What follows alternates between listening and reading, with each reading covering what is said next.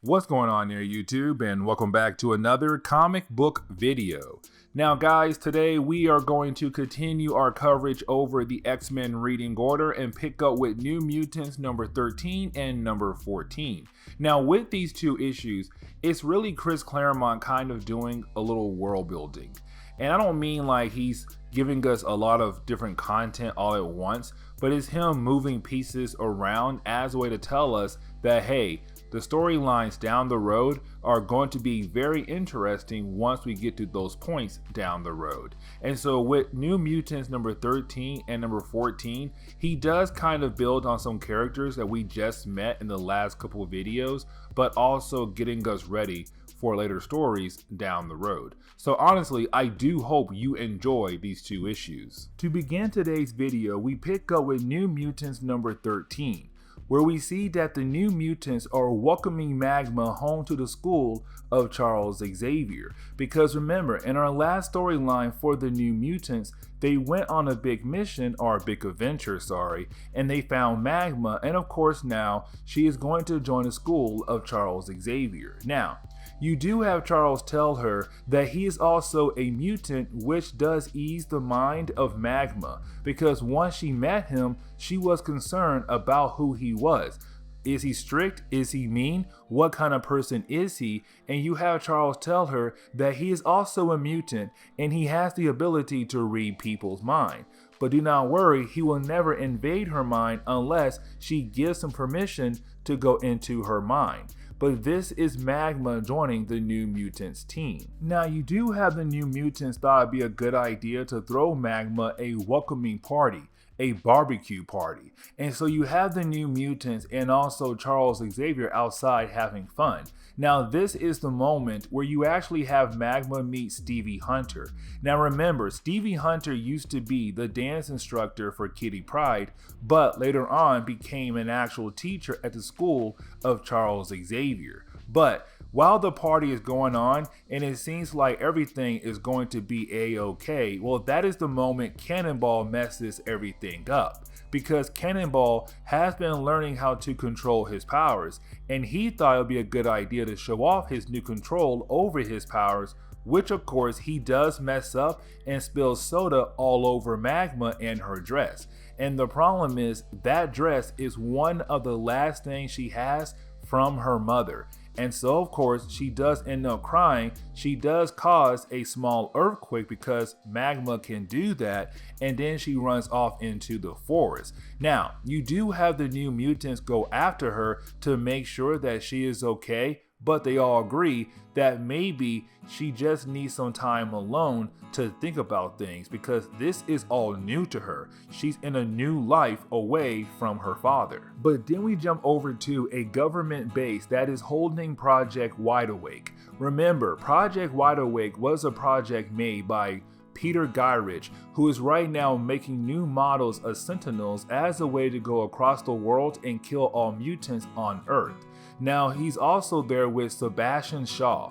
Now Sebastian Shaw is actually a mutant, but Peter has no idea about that. But either way, Sebastian Shaw is the leader of the Hellfire Club, and usually they use their money in different ways to try to find a way to control the world. And so right now, Sebastian Shaw was trying to use his money for Peter's project, but for different reasons. But as soon as Sebastian Shaw learned that Peter is making robots that are going to kill mutants, which is Sebastian Shaw, he is a mutant, you have Sebastian Shaw actually mess with the model that Peter is trying to show off. And with that model going crazy, of course it had to be destroyed because it could kill everyone in the lab. But then we jump up over to Kitty Pryde, who is right now with a new character, and this character is Doug Ramsey.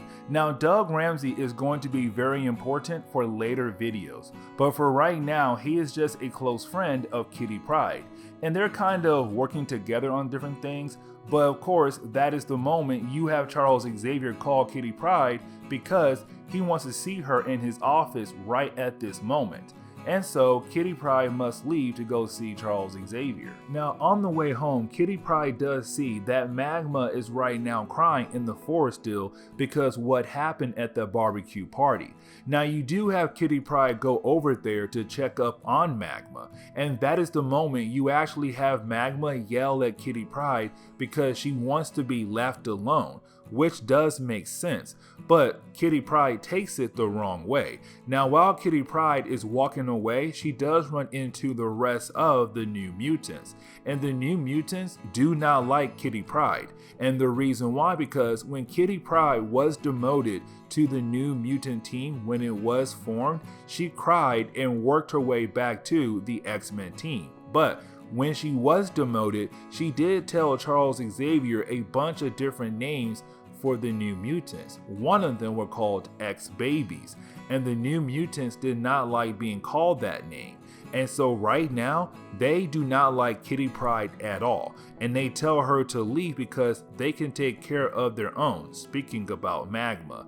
But you do have Charles Xavier once again demand that Kitty Pryde come to his office. Now once she does get to his office, he tells her why he's mad at her, because Kitty Pryde has been missing a lot of training sessions, and Charles told her, hey, if you want to be on the X-Men team, you have to make every single training session, which means you cannot be slacking off. You're getting lazy.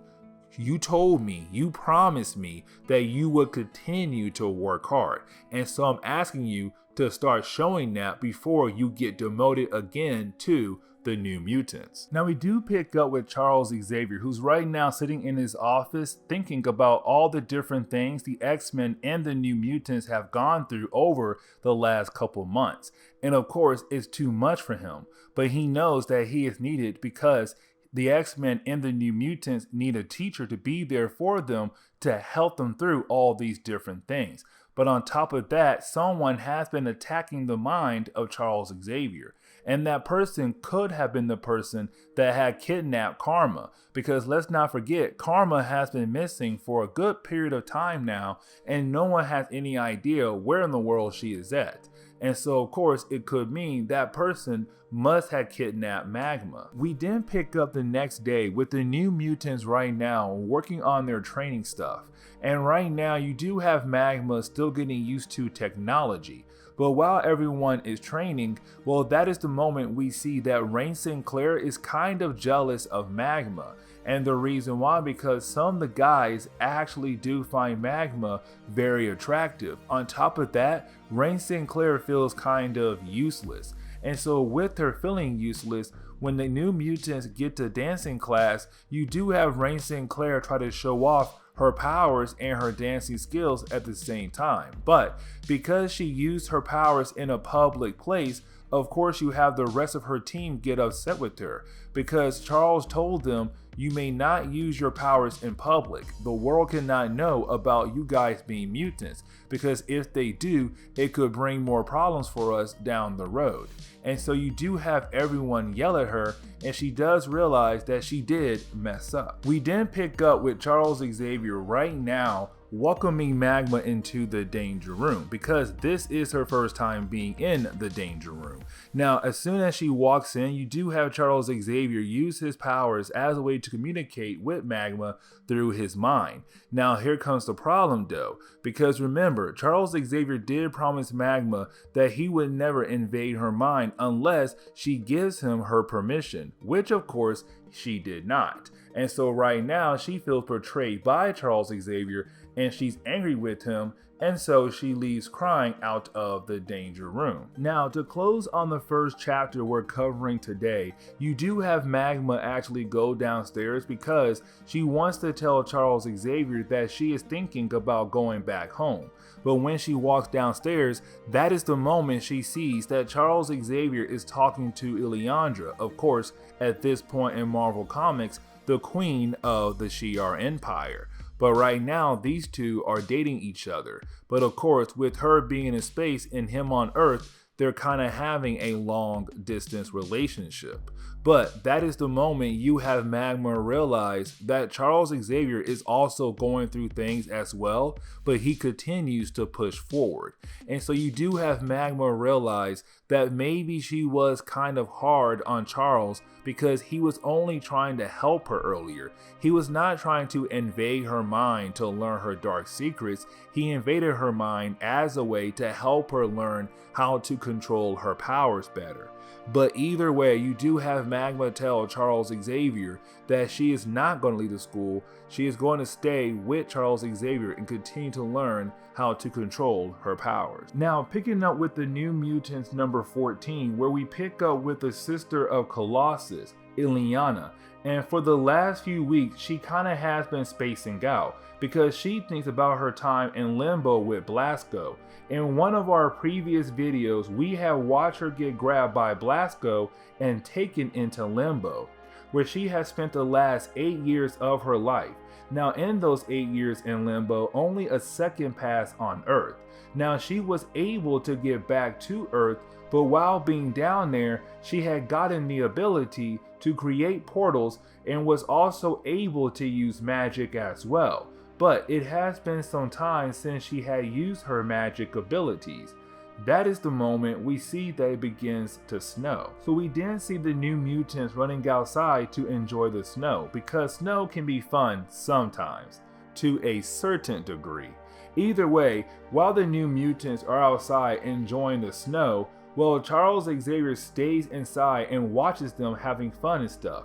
The problem is that he looks sad in the face, and the reason why is because he knows what is going on with Illyana and how she is feeling, and understands what she has gone through. He is really hoping that they can find a way to help her. Now, for the New Mutants, they thought that something was wrong with Charles Xavier as they watch him looking out the window. They don't know he is worried about Illyana, but they think he needs something to cheer him up. So they were thinking about throwing him a party. So they go see Stevie Hunter to tell her everything about the party, and they decide to head over to the mall and grab a few things for the party. Honestly, this page is just them hanging out at the mall and meeting some regular people there as well. Now, back at home of the X-Men and the New Mutants, we see Charles Xavier is trying to study things about Belasco, but of course, he is having a hard time gathering any kind of information about the character. Well, that is the moment we see him get attacked by a character known as Sim, who works for Belasco, and of course, he is here to grab Illyana and bring her back to Limbo. Now, the New Mutants do arrive back at the mansion, but they have no idea what in the world is going on with Charles Xavier and Sim. They are more concerned about Charles Xavier finding out their secret surprise party plan.